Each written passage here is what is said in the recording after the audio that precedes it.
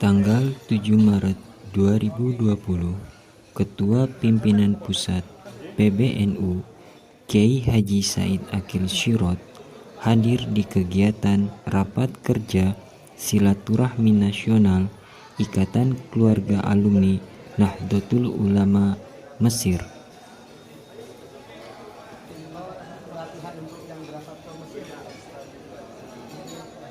Berikut liputan tim Jati TV dari Hotel Luxton, Cirebon. Ashabi Jumala'i Ikhwati al-Azzad, alhamdulillah saya ikut bersyukur bikulli fakhrin waftiqar atas rakernas pertama yang diadakan oleh IKNU di hotel yang cukup mewah ini. Untung ada bos yang bisa menghandle semuanya. Kalau nunggu iuran barangkali 2 tahun lagi belum terlaksana. Dan saya datang bersama istri saya sebagai pimpinan muslimat dan muslimat menyaksikan bagaimana terbentuknya atau keberadaan Ikatan Alumni Al-Azhar yang dari keluarga Nahdliyin atau aktivis Nahdlatul Ulama. Mudah-mudahan bisa ditiru oleh alumni-alumni yang lain. Ini Maroko, Sudan, Suriah, Pakistan, bahkan sampai Eropa dan Amerika yang dari warga Nahdliyin. Saudara-saudara sekalian, kita hidup membawa 2 amanah. Satu amanah samawiyah, ilahiyah, muqaddasah, yaitu agama, din, isinya 2, akidah dan syariah. Bagi kita akidah sudah selesai, ikut Imam Abdul Hasan Ali bin Ismail bin Ishaq bin Salim bin Ishaq bin Musa bin Abu Bardah bin Abu Musa al-Syari yang lahir tahun 260 atau tahun 324, sifat 20 sudah selesai udah.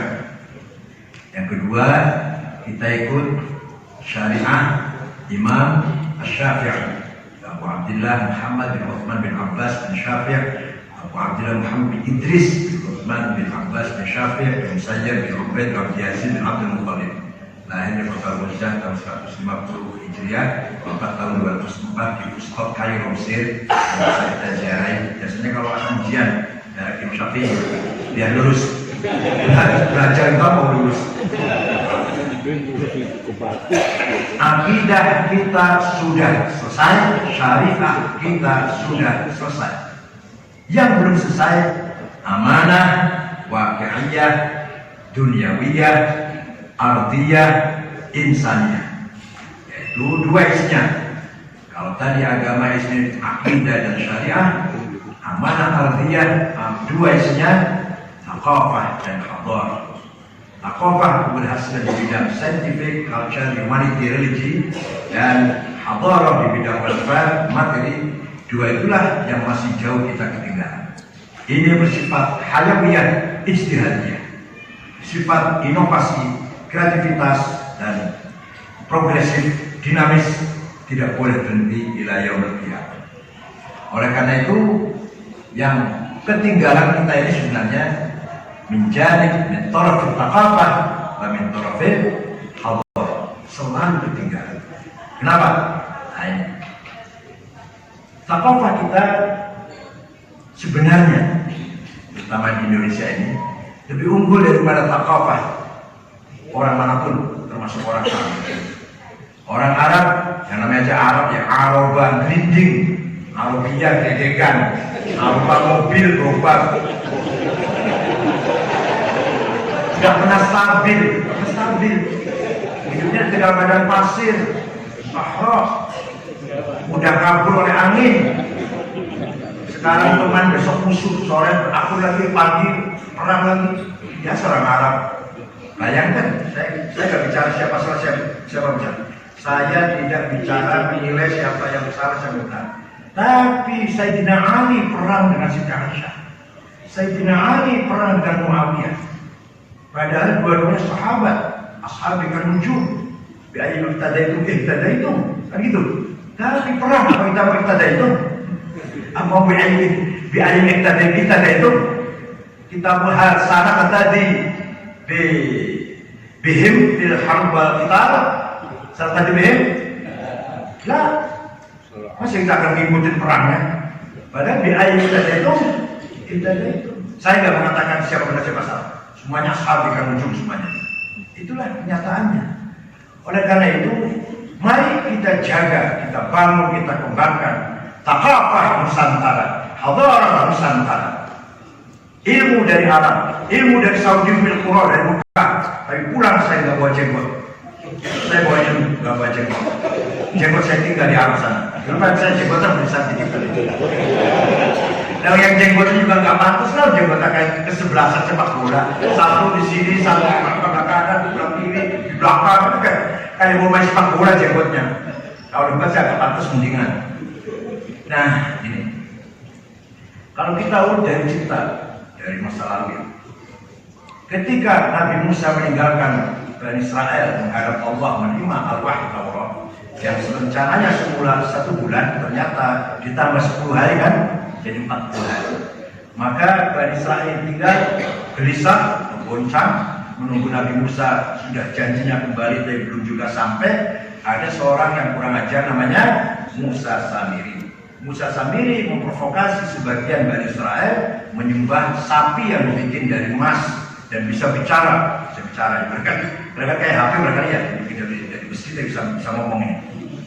Nah, begitu Musa kembali, Nabi Musa marah-marah, hampir ngamuk pada adiknya atau kakaknya Nabi Harun. Lah satu bilah jati, kira-kira ceritanya dalam surat Toha itu. Walhasil Nabi Musa sambil ditangkap dan dihukum, tapi ideologinya tidak hilang. Diteruskan oleh tokoh Yahudi namanya Malkizedek membangun organisasi cara berpikir mistik, gnostik, klinik, namanya Kapalah atau kapalistik, ya, Kobalah atau saudara. Kapalis ini sebenarnya organisasi rahasia di bawah tanah, organisasi gelap yang membangun cara pandang dunia ini dengan simbol-simbol, rumus-rumus, dan hanya dikenal dengan beberapa orang saja. Nah, nanti kapalistik akan mempunyai 2 cabang yang bergerak, 1 Freemasonry, 2 Illuminati. Freemasonry bergerak di bidang agama, budaya, Illuminati di bidang politik. Yang menciptakan kapitalisme dan sosialisme Illuminati, yang melahirkan komunis dan kapitalis Illuminati, yang menciptakan perang dunia pertama kedua Illuminati, yang membentuk HAM internasional PBB Illuminati. Freemasonry bidang agama yang menghancurkan agama Kristen dari tauhid menjadi taklid, Freemasonry. Mereka itu Bung Karno pernah pidato, kalau kamu jadi orang Islam jangan jadi orang Arab, kalau kamu jadi orang Kristen jangan jadi orang Kristen Yahudi. Maksudnya Kristen Freemasonry. Maksudnya dimaksud oleh Bung Karno. Bung Karno sangat benci dengan Illuminati dan sangat benci dengan Freemasonry. Nah, kita pertama baca buku kayak gini namanya. Yang dibaca Mujibatul Ghusli terus. Mujibatul Ghusli Arba'atun, yang kalau kita adalah minzila. Kayak Izudin mah, Izudin bahasanya itu terus. Kulizar. Enggak, Izudin enggak. Aku mau bilang solid seperti itu.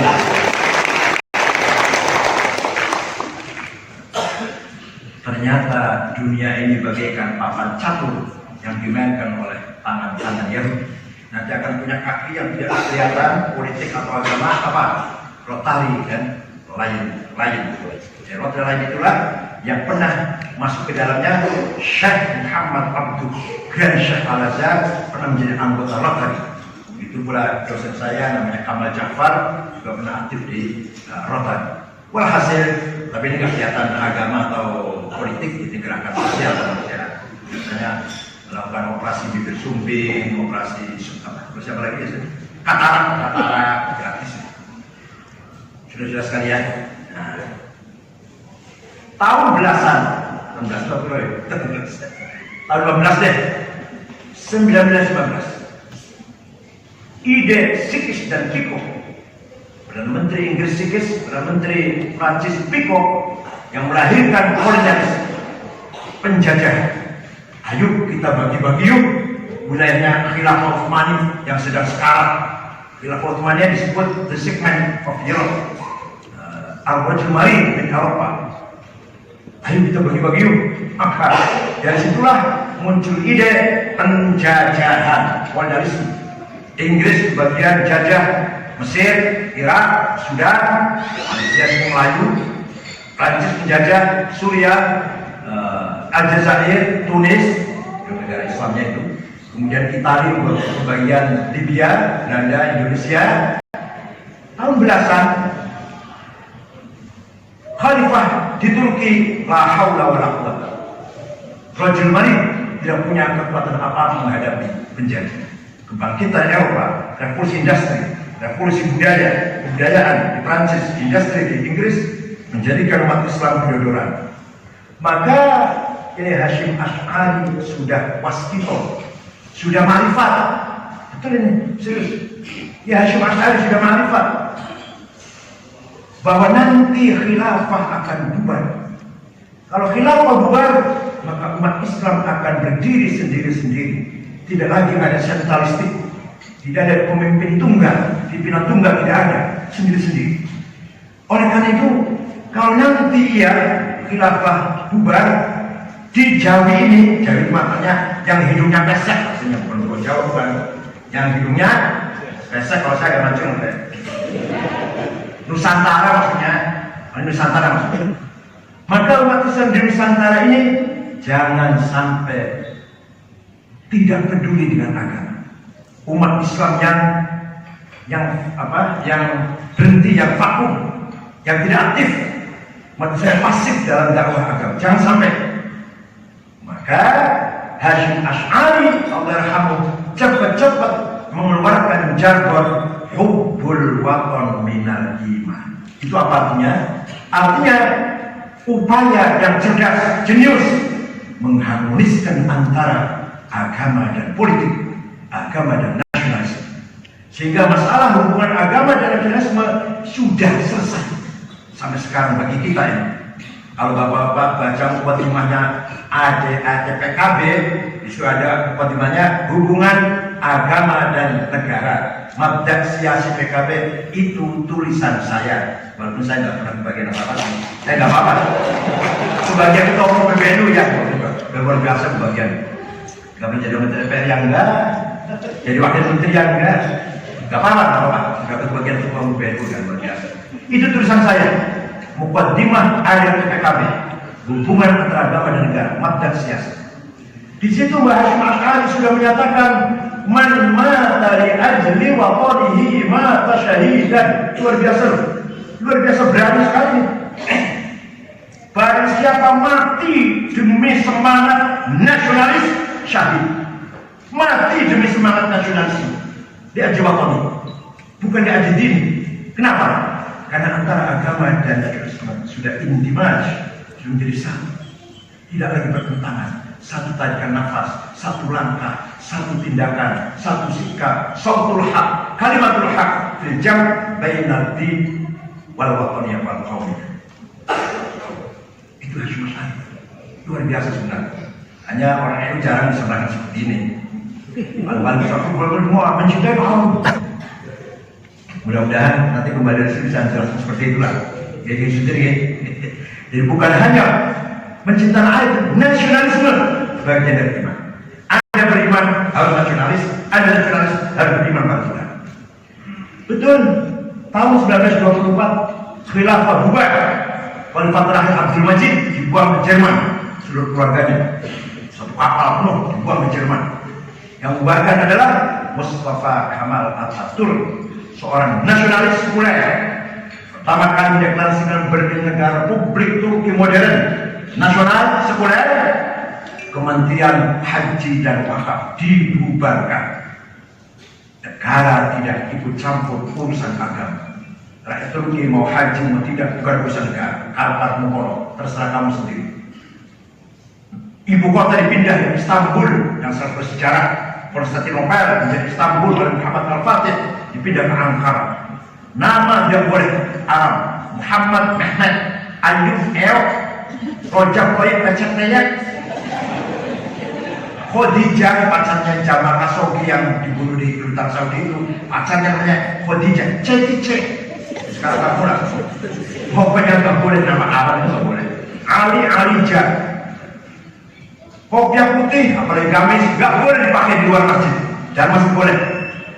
Untuk salat, selesai salat, tunggu tinggal di situ, keluar celana, gak pakai kopiah atau pakai topi boleh. Pakai kopiah putih, pakai gamis, tangkap. Melawan, bunuh. Ayo melawan. Pakai gamis di luar masjid, tangkap. Kalau melawan, bunuh. Tidak kelihatan semacam satu sekuler 100%. Nah, Turki berdiri negara nasional. Nah, kayak lain. Wilayahnya bekas khilafah gimana itu? Siapa yang ngurus? Umat Islam kehilangan pemimpin, sekaligus umat Islam kehilangan visi misi, sekaligus umat Islam tidak punya arah yang jelas mau kemana. Gitu kan? Kumpulan ulama tahun 25 kira-kira dari India, dari Pakistan sekarang, dari India, dari Afrika, dari Arab, di Al-Azhar ingin membangun khilafah. 2 hari 2 malam rapat. Siapa? Apa kriteria syaratnya orang bisa jadi khalifah? Kalau sudah, siapa yang mengesahkan? Cara pemilihnya seperti apa? Cara menentukannya milih seperti apa? Teknis pemilihannya. Kalau coblosan, bukan dari Islam, dari Barat itu. Kalau ada, kemudian di mana ibu kotanya? 2 hari 2 malam, ulama itu ittafaqu ala alla yattafiq. Bubar jalan, nggak ada keputusan apa-apa. Nah, di sini muncullah seorang ideolog nasionalis Kristen Ortodok, menantunya Golda Meir, Perdana Menteri Israel, namanya siapa? Mitchell Aflaq dari Damaskus. Mendirikan partai nasionalis sosialis sekuler, namanya Ba'ath, menggembleng pemuda-pemuda Arab agar semangat nasionalis melawan penjajah merdeka.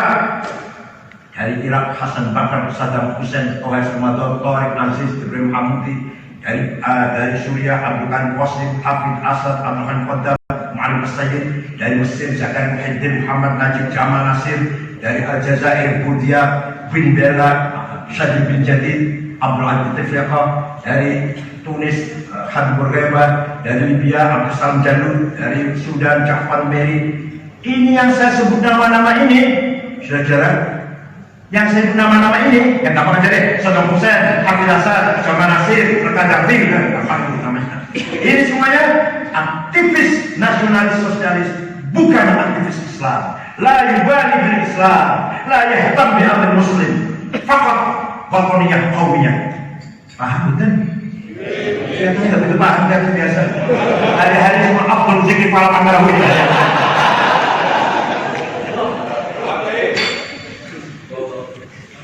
Maka reaksi dari itu semua, lahirlah partai Islam pertama di dunia.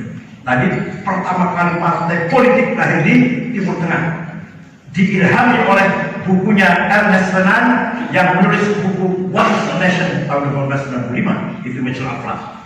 Nah, pertama kali lahirnya partai Islam, Ikhwanul Muslimun, yang membentuk Syekh, alim, Sunni, Mu'tadil, Mutawassit, Wasati, asli Maroko tapi tinggal di Mesir, namanya Hasan Al-Banna. Pegangannya tafsir Ibnu Katsir, pegangannya, rujukannya membentuk pemuda-pemuda muslim di setiap daerah cabang Ikhwan, Syria, Sudan, bahkan sampai Libya, di mana-mana. Mutawassit, bangkit, pemikiran yang moderat, jauh dari radikal. Tahun 42 ada aktivis Ikhwan, kalau kita bangsa lah, kan bangsa kalau kita tanya, seperti bangsa bakar bendera tauhid terus. Pikir apa itu tahu gitu. Ada aktivis Ikhwan membunuh Perdana Menteri Inggris, waktu itu namanya An-Najrossi, masih Raja Farouk, masih dijajah Inggris, dibunuh oleh pemuda Ikhwan. Hasan Banna nangis sambil marah. Bukan begini yang saya maksud. Bukan ini yang saya cita-citakan. Bukan seperti ini namanya bangkit berjuang. Kamu bukan bunuh Najrasi, bunuh saya kamu itu.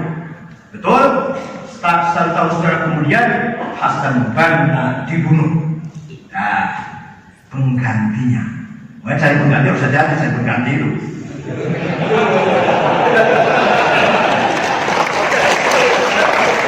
Penggantinya bukan Al-Azhar, bukan Azhari, bukan ulama, jurnalis dari Cairo University. Siapa namanya? Sayyid Qutb. Sayyid Qutb memimpin Mursyid Ahmad Ikhwan Muslimun menulis buku pedoman Ma'alim fit Thariq. Apa isinya? Singkat saja. Kalau belum baca lah, baca. Bahwa ini luar biasa nih, pendapat pertama ini. Pendapatnya Sayyid Qutb ini pertama, belum ada yang seperti itu. Yang namanya jahiliyah itu bukan fenomena sosial, keterbelakangan, buta huruf, primitif, miskin, bukan. Jahiliyah adalah an-nizamul hukm, sistem politik jahiliyah itu. Bukan primitif, miskin, buta huruf, bukan. Jahiliyah adalah sistem politik yang bukan Islam, yang tidak Islami, namanya jahiliyah. Oleh karena itu masuk dalam kategori jahiliyah apa? Nomor 1 komunisme, nomor 2 kapitalisme, ketiga sosialisme, keempat nasionalisme. Jahiliyah. Coba cerdas nggak? Saya mau tanya nih, cerdas nggak? Jadi menurut saya itu hubbul watan minal. Hari mana siapa nih? Sarapannya karena sini. Sarapannya ampas kelapa udah diperes masih dimakan. Kasih mecin lagi. Menurut saya itu hubbul watan minal jahiliyah. Menurut Hasyim Asy'ari hubbul watan minal. Betapa jauhnya ini. Jauh sekali ini budaya. Ini yang saya maksud, budaya kita lebih mulia daripada budaya Arab. Berkali-kali saya ngomong. Kita sudah harmonis antara agama dan politik, agama dan negara. Timur Tengah belum harmonis. Ini yang menjadi sebab utama mengapa di Timur Tengah masih para saudara sampai hari ini. Belum selesai. Alaqah bainal mafahim, munasabah bainal mafahim diniyah wal mabadi' as-siyasiyah. Belum selesai. Di kita belum selesai. Afghanistan hanya 7 suku, 100% Muslim, 99% Hanafi, Naqsyabandi, 1% Syiah. Perang. Maut Nabi dibom, Burhanuddin Rabbani pulang dari Jakarta dibunuh. Coba sesama Islam, bukan orang lain yang bunuh. Syekh Sa'id Ramadan Al-Buti, ulama besar suku, lagi ngajar, bukan lagi kampanye 0102, bukan. Dibom. Ya. Irak, yang bunuh siapa? Jabhatin Nasrah, Islam. Di Irak, sholat Jumat bareng, ittaqullah, fawfazal muttaqun, selesai sholat Jumat, perang. Yang tadi sholat Jumat bareng, perang, selesai sholat Jumat. Di Mesir, yang belakangan, sholat Jumat di Rafah, Arish, dibom, 680 orang mati semua. Siapa yang bunuh? Bukan Yahudi, bukan Nasrani, Muslim. Somal, negara yang bangkrut, 100% Syafi'i semuanya itu. Taruhannya Syadziliyah semua. Libya belum selesai antara Tripoli dan Benghazi. Kenapa? Karena hubbul jahiliyah, hubbul waqar minal jahiliyah. Ini masalah yang penting menurut saya. Maka ringkas cerita, kalau nggak ringkas, kira gampang apa cerita begini? Ringkas cerita, Sayyid Qutb akan kuliah Raja Nasir tahun 65. Tangkap, gantung di Tahrir Square 65. Sayyid Qutb, Syekh Muhandis, Asmawi, Hasan Hudaybi, dan lain-lain. Sayyid Qutb lidahnya berjulur, gantung di medan tahrir, tonton rakyat. Kalau yang ulama yang wecet, nggak ceritanya, ibu banyak yang wecet, alah cabangnya habis nggak, ini yang PP-nya ini. Kalau wecet biasa. Dan bubarnya Ikhwan Muslimun tidak menghilangkan ideologi Ikhwan. Bahkan lahir 3. Yang paling kejam dulu, yang paling kejam. Jamaah Takfir wal Hijrah. Pendirinya Syukri Ahmad Mustafa yang pertama kali membunuh wartawan Ahram senior siapa? Yusuf Sibar. 2 kali membunuh Menteri Haji Waqaf dan Awqaf Husain Al-Dhahabi, pengarang kitab At-Tafsir wal Mufassir. Puncaknya tanggal 3 Oktober 81 membunuh Presiden Muhammad Anwar Sadat. Eksekutornya adalah Sersan Khalid Islam Buli Takfiri. Apa akidah? Akidah sudah apa pemikiran? Tahrimu khurujil mar'ah minal bait lil amal aw dirasah. Haram perempuan keluar dari rumah, baik sekolah maupun bekerja.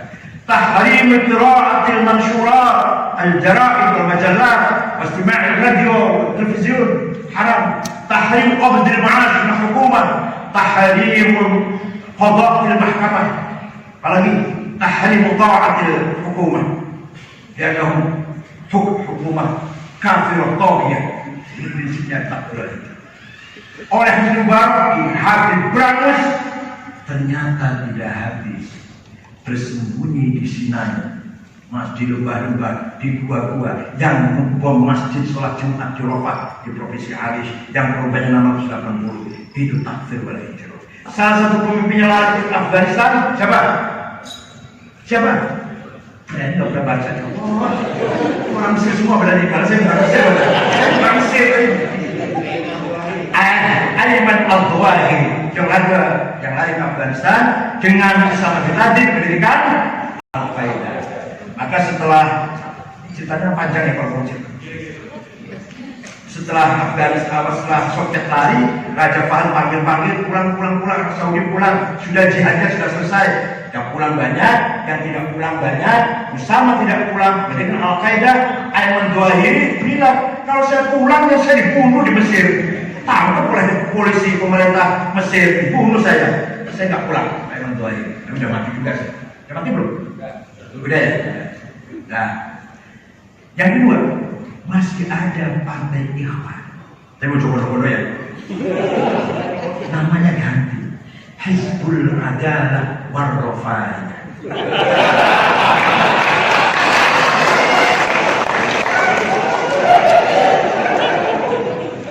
Kiblatnya mana? Turki. Yaitu partai politik partai siapa? Rajab Tayyip Erdogan. Tayyip Erdogan tidak sekeras Ikhwan Muslimun Mesir, tidak. Rajab Erdogan sangat hormat dengan ulama, dengan para tarekat, hormat. Enggak kayak saya Kutub, tidak. Hanya memang namanya ganti kok. Hizbul Adalah. Cuma sendiri ya.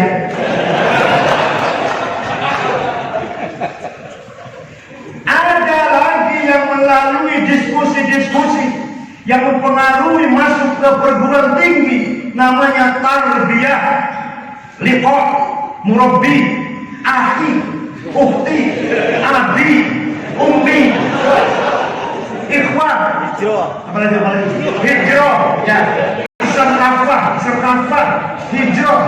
Itu kalau bisa diikut, entah ada kobar nggak begitu, nggak kobar.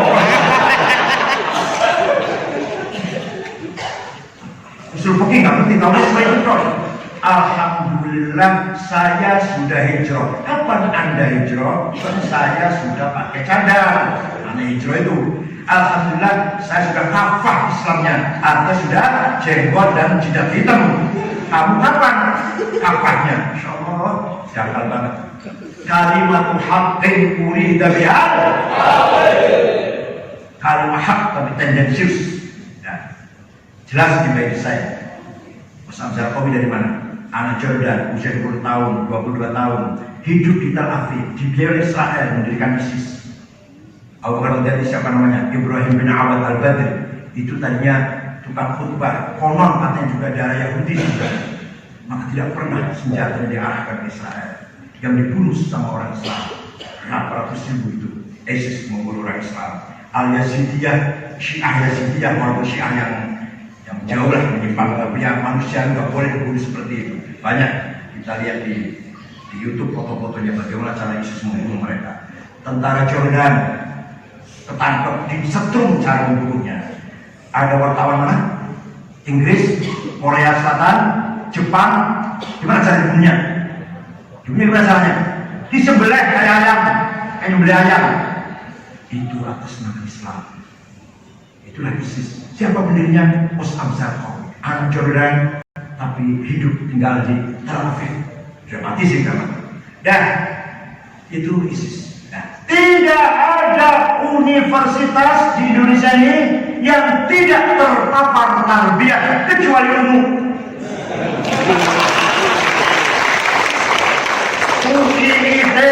IPB, kan udah boleh berubah sih, sekarang itu udah mulai. IPB udah ganti rektornya. Dulu rektornya, sebelumnya sekarang, sebelum Pak Arif Satria, kedatangan Menteri Pak Nasir saja udah mau hormat. Rektornya gak hormat, yang rektor yang dulu. Sekarang udah berubah. Dan undang saya, IPB kan undang saya. Madrasah kader malah di IPB. ITB, Unpad, ada yang besar dan kecil. Undip, Profesor Suteki menulis berhalaman-halaman membela hati Profesor Dr. Suteki dari Undip. Dr. Abdul Bakir dari IPB rakit bom untuk bom Jakarta di 321 2 April setelah pilpres di KPU ini. Luar biasa Profesor Doktor itu. Cara berpikir yang salah juga. Di Riau ngerakit bom di dalam kampus, rakit bom. Itu di Riau itu. Lampung juga sama, Makassar. Walhasil yang saya jamin hanya Univ NU yang tidak tarbiyah. Ada paling family ada gerakan mahasiswa Insya Allah Islam.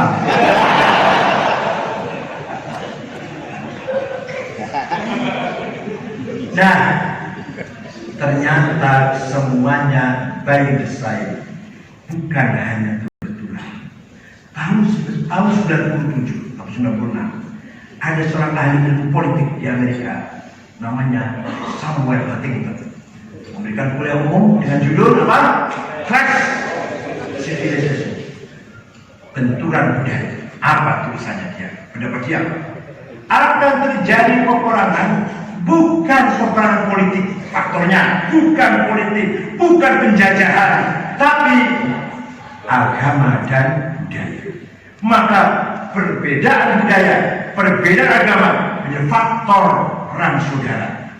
Itu pendapatnya itu diuji atau dicoba dan sukses di Timur Tengah.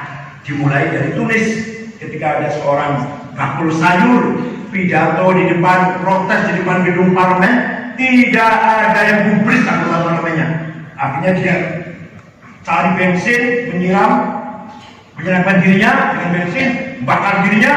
Dari situlah lahir Arab Spring, Arabil Arabi, kemudian menjalar lahirlah Presiden Tunis Ali bin Ali, kemudian pindah ke Mesir, Syekh Mubarak Al-Yarhamu lengser, pindah ke Libya, Gaddafi ditembak di gorong-gorong air.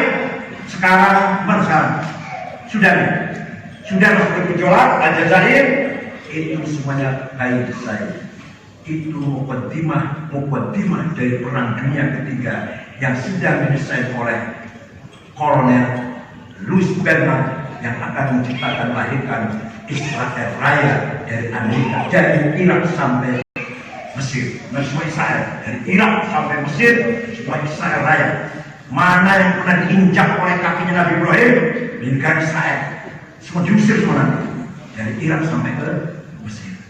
Ini yang ditugasi ini adalah Louis Berman yang dimulai dengan Samuel Huntington konsepnya ini. Nanti kalau perang dunia ketiga terjadi, gampang, bacanya gampang, akan menjadi dua. Amerika, Israel, Saudi Arabia lawan Rusia, Suria, Iran. Ya gampang. Rusia nanti akan bergabung dengan Suria dan Iran. Nanti Amerika dengan Israel dan Saudi Arabia. Mudah-mudahan tidak terjadi sih, jadi kira-kira begitu lah kira-kira. Nah, kalau Mesir, Sudan, Irak, Suriah, Aljazair, Tunis, Libya merdeka dengan semangat nasionalis sekuler, berdarah-darah melawan penjajah, maka sekutu kebakaran jenggot. Data jenggot apa enggak sih? Ini yang merdeka di belakang Soviet semuanya. Ini Suriah, Irak, Libya, Mesir didukung sosialis semuanya. Maka sekutu Inggris dan teman-temannya kebakaran jenggot, cari boneka. Ada satu pulau, isinya satu keluarga, keturunan Syekh Khalifah, kakek, nenek, mertua, bapak, ibu, mertua, paman, besan, ponakan, cucu, namanya turunan Syekh Khalifah. Jadi negara Bahrain. Ada lagi satu keluarga turunan Syekh Thani 200.000 jadi negara Qatar. Ada lagi dua keluarga turunan Syekh Jabir dan Syekh Sobah 400.000 Kuwait. Ada lagi 7 dusun, 7 kampung, 7 dusun. 7 itu jumlah penduduknya 650.000. Dubai, Abu Dhabi, Sharjah, Rasul Ain, Fujairah, Ajman 650.000. Sekarang penduduknya 2.080% pendatang, 20% penduduk asli. Itu namanya Emirat. Jadi negara Emirat. Jadi apa? Kalau Mesir, Suriah, Irak, Aljazair, Tunis, Sudan, Libya merdeka berdarah-darah dengan perjuangan semangat nasionalisme sekuler, kalau Kuwait, Qatar, Bahrain berdiri negara itu hadiyatan wasilah warahmatan wasilah wabarakatan min hadirat Inggris Pak Iqbal. Bukan guyon, saya nggak bercanda. Ini kesimpulannya. Negara itu boneka sama dengan Brunei, Singapura, New Zealand.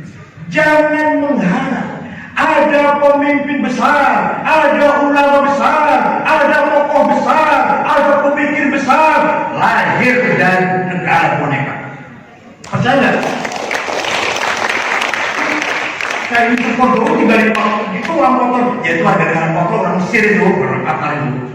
Orang Mesir lari ke Qatar, ada tertindasan di Mesirnya. Jangan harap ada pemikir besar, pejuang besar, tokoh besar, ulama besar, filsuf besar dari Kuwait, Qatar, Bahrain, Emirat. Karena tidak akan lahir. Pemimpin besar lahir dari Irak, Suriah, Mesir, tidak mungkin dari negara-negara boneka. Paham tidak? Nah, sudah saatnya kita berbicara. Kita punya tak menawarkan kepada dunia. Timur Tengah sedang buntu, masyarakat Arab sedang buntu. Bagaimana mengatasi keadaan ini? Sedang bingung, tidak ketemu jalan tuh, tidak ketemu jalan tuh. Bagaimana cara mengatasinya? Perang saudara tidak pernah berhenti. Yang muda lawan yang tua. Karena tamatan Amerika, tamatan Inggris pulang ke Timur Tengah, demokrasi, 2 periode, revolusi. Ya saya kan presiden seumur hidup ya saya. Sebelum kan Habib Hasan, Bredo, Jamal Nasir, Amas Bredo, lain seumur hidup semua. Ini pulang dari Amerika, dari Eropa, demokrasi, apa Rusia, egaliter. Ternyata mereka buntu menghadapi situasi ini. NU menawarkan ide apa? Islam Nusantara. Islam yang harmonis dengan budaya, Islam yang harmonis dengan peradaban, Islam yang harmonis dengan thaqafah dan hadar. Akidah dan syariah harmonis dengan thaqafah dan hadar. Diterima syukur, gak diterima ya itu untuk saya sendiri, untuk kita sendiri. Ternyata Islam Nusantara, Islam yang harmonis, santun, beradab, berbudaya. Jauh dari konflik, jauh dari ketegangan-ketegangan yang tidak prinsip. Apa buktinya? Tamu-tamu di PBNU dari mana saja, Turki, Syekh Azhar, Sekjen Robito, dari Maroko, dari Tunis, datang semua.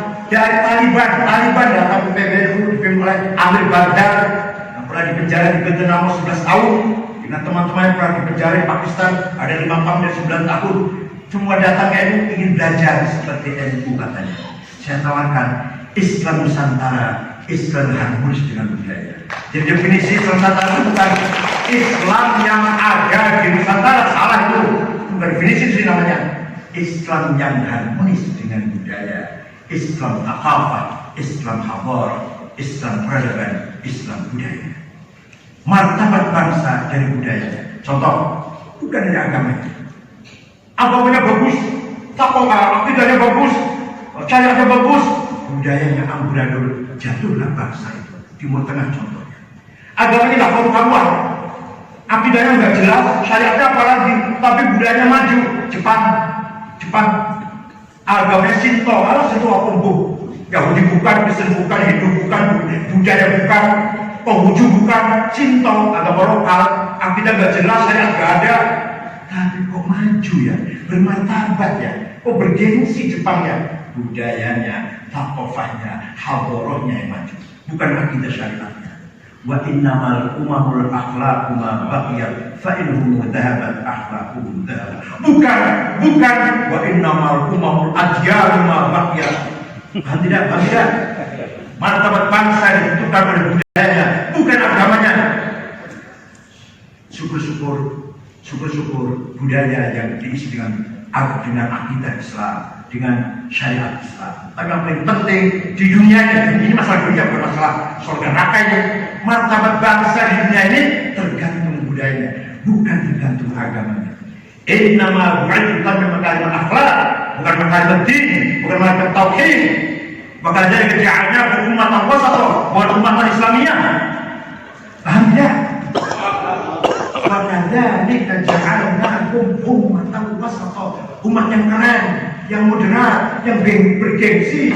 Litakunu syuhada'a 'alan nas, litakunu hadirina fil mujtama' syuhada 'alaihim syuhudan diniyan, thaqafiyyan, hadariyan, ijtimaiyan, iktisadiyan, insaniyan. Bukan umatan Islamnya. Di Quran tidak ada umatan Islamiyah, di Quran tidak ada umatan Arabiyah, yang ada umatan wasat. Apa artinya? Artinya Quran menekankan kualitas, kapasitas dan capability, bukan legal formal, bukan simbol, bukan peran makan nama. Yang penting sudah. Persoalan kita di sini sekarang, thaqafah sudah benar, hadarah sudah benar, akidah insya Allah benar, syariat benar, negara ini sudah selesai semua. Mari kita dorong ini tema di belakang kita ini, toleransi di bidang ekonomi. Pancasila sudah baik. Menurut Ahmad Siddiq Rais Am periode masa Gus Dur itu, bahwa NKRI Pancasila Undang-Undang 45 Bina Mereka sudah final, tidak boleh kita persoalkan lagi. Tinggal bagaimana implementasinya. Sila pertama lumayan baik, sila kedua bagus, sila ketiga jalan, sila keempat oke. Sila yang kelima keadilan sosial sampai hari ini masih jauh panggang dari itu. Apalagi sekarang ternyata negara kita ini dikuasai sekelompok kecil yang punya duit. Pak Kacung ini, Abdul Wahid Kacung ini mau jadi bupati Cirebon kapan?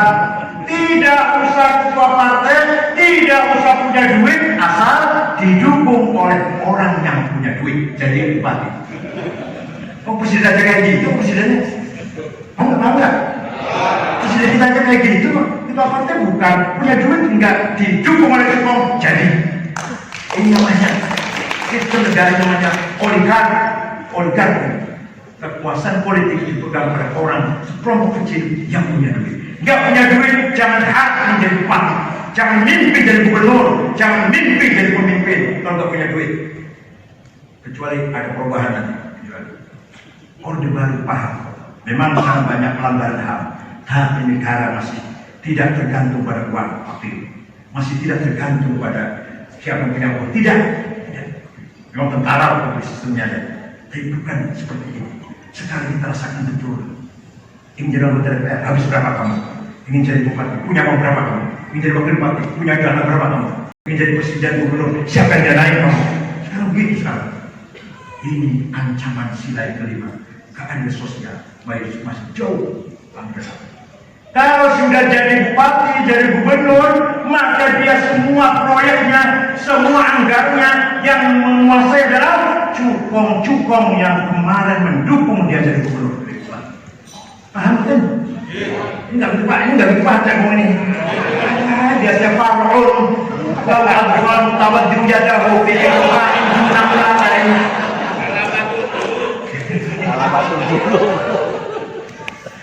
Sebenarnya wajahnya Farun, kalau ada orang memasukkan tangan pada air yang pulang dari 2 bulan, maka harus niat jadi ciduk. Kalau enggak maka mustakmal airnya itu kan cuci tangan kan. yang bolak-balik dibaca itu halaman nomor 4 Fathul Muin ya. Fathul Izar ya. Apa kita biarkan seperti ini? Wallah, negara sebenarnya dalam keadaan very dangerous sebenarnya. Kalau sistem oligarki berjalan terus-menerus, jangan harap keadilan akan lahir, jangan harap ekonomi akan turun, akan harmonis di antara kita. Sekarang ini ada orang 4 kekayaannya sama dengan 100 juta rakyat Indonesia. Ada orang mengelola tanah 5 juta hektar, tapi Solikin, Jumadi, Zulkifli, Rais semeter aja nggak punya, sejengkal aja nggak punya. Ada pengusaha yang mengelola tanah 5 juta hektar, tambang batubara, tambang fosfat, mining, apalagi fosfat, apalagi boksit, kubur sawit, kubur akasia, 5 juta hektar. Yang paling hebat, top nomor 1. Orang paling kaya di kita ini Jarum, Budi Hartono, uangnya 35 miliar dolar. 1 miliar dolar 14 triliun, 1 triliun 1000 miliar, 1 miliar 1000 juta, 1 juta 1000 ribu, itu mendewe.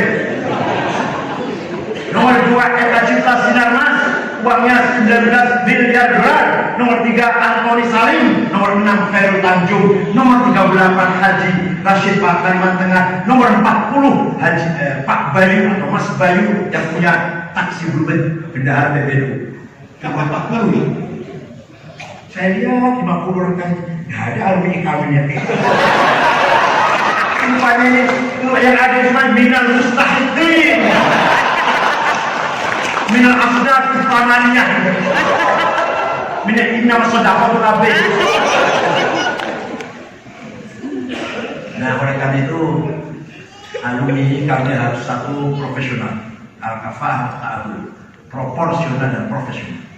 Kedua, al-infitah as-sarah, open management. Memang sulit, memang berat, tapi harus begitu. Nomor 3, ta'awun wal-akhiri, terbuka. Dengan siapa saja? Dengan siapa saja? Dengan kelompok Cina, kelompok Kristen, dengan Hindu, Buddha, terbuka saja. Atau al-akhiri, yang penting positif. Yang terakhir, al-wasfuliyah, responsibility. Mina jami' del jami' from all for all. Harus mas'uliyah. Lalu berjalan insya organisasi kita ini. Terima kasih atas kesempatan yang baik ini. Selamat atas rapat kerja terutama kamu. Semoga Gus Faiz dan semuanya ini, Gus Anies Masuki dan semuanya fi dhimmatillah wa fi aunillah wa barakatullah. Amin. Kekuatan dan hebat dari Allah ikan bermanfaat untuk hidup bangsa dan untuk dunia insyaallah. Wallahu a'lam. Wassalamualaikum warahmatullahi wabarakatuh.